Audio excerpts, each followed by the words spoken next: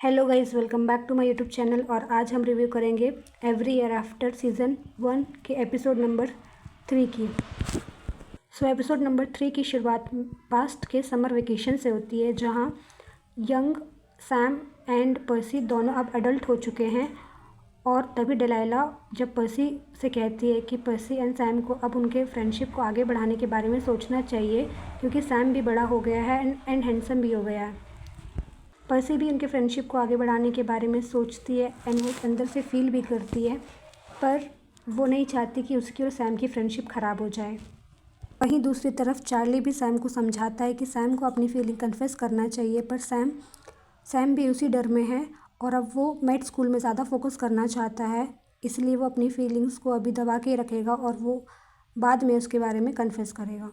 Present में पर्सी Sam के साथ बैठकर उसकी मॉम की ऑबिचुअरी के बारे में बात करती है। तभी सैम कहता है कि वो चाहता है कि ये उसकी मॉम की ऑबिचुअरी सिर्फ पर्सी लिखे, क्योंकि उसे भरोसा है कि पर्सी एक अच्छी। वहीं दूसरी तरफ जॉर्डी डिलाइला को बताता है कि उसे पता है कि डिलाइला और उसके हस्बैंड के बीच में प्रॉब्लम चल रही है और वो दोनों अलग अलग घर में रह रहे हैं। जॉर्डी ये भी बताता है कि उसे पता है कि चार्ली और डिलाइला का फिज़िकल रिलेशनशिप चल रहा है, उसके बारे में भी वो उसे बताता है। डिलाइला पहले तो ये सब सुन के बहुत अनकंफर्टेबल हो जाती है, फिर खुद ही अपने सीक्रेट के बारे में जॉर्डी से कन्फेस कर देती है और वो बताती है कि अब उसे उसके हस्बैंड के साथ नहीं रहना है। वहीं चार्ली सैम को समझाता है कि अब उसे पर्सी के बारे में ना सोचकर टेलर के बारे में सोचना चाहिए, क्योंकि वही उसका फ्यूचर है। सैम चार्ली को कंफर्म करता है कि वो टेलर के साथ है, ना कि पर्सी के साथ, और वो टेलर के साथ ही आगे बढ़ना चाहता है। फिर पास्ट में जब पर्सी के पेरेंट्स घर में नहीं होते और वो अकेली होती है, रात में हॉरर मूवी देख रही होती है, तो अचानक से लाइट चली जाती है और वो डर के मारे भीगते हुए सैम के घर चली जाती है, क्योंकि बाहर तूफ़ानी हवाएं चल रही होती है, तो वो और डर जाती है। सैम उसे शांत करता है, फिर उसे अपने कपड़े निकाल के देता है। फिर प्रेजेंट में डिलाइला चार्ली को कन्फेस करती है कि अब वो उसके साथ फिज़िकल रिलेशनशिप नहीं रख सकती है। उसे रियलाइज़ हो गया है कि ये सब गलत है, लेकिन चार्ली नहीं चाहता कि ये सब ख़त्म हो जाए और वो डिलाइला के क्लोज़ आने लगता है। तभी अचानक से शांडाल वहाँ आ जाती है। शांडाल चार्ली से हेल्प मांगती है, क्योंकि उसका वीज़ा एक्सपायर हो चुका है, तो उसे रिन्यू करवाने के लिए वो चार्ली के साथ चली जाती है।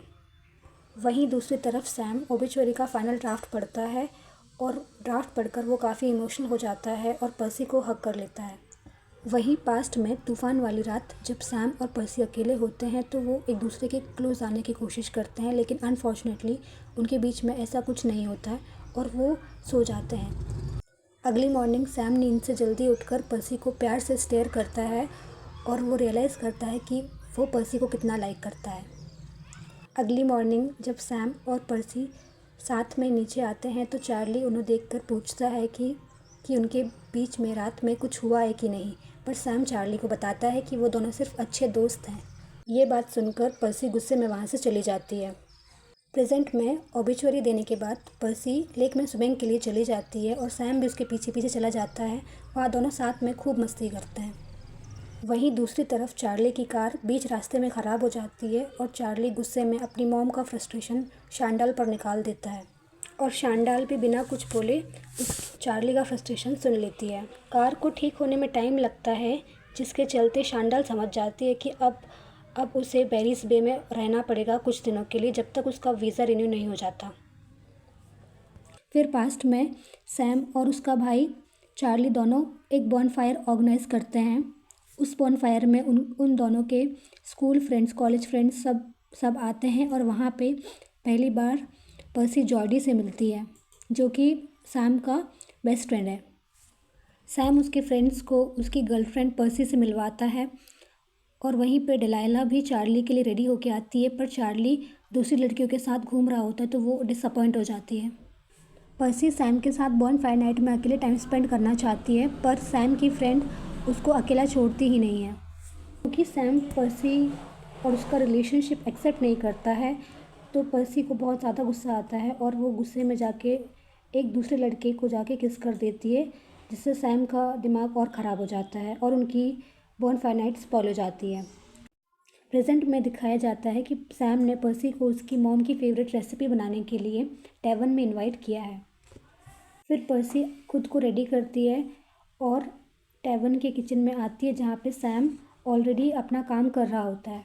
जब दोनों किचन में काम कर रहे होते हैं तो काम करते करते दोनों एक दूसरे के बहुत क्लोज आ जाते हैं, पर डिलाइला उन्हें देख लेती है और ये मोमेंट तीनों के लिए ऑकवर्ड हो जाता है। पर्सी तुरंत टैवर्न के किचन से निकल के बाहर चली जाती है, क्योंकि उसे रियलाइज़ हो जाता है कि फिर से वो गलत करने वाली है सैम के साथ, और वो डिसाइड करती है कि वो सुबह होते ही बेरिस बे से और सैम से बहुत दूर चली जाएगी।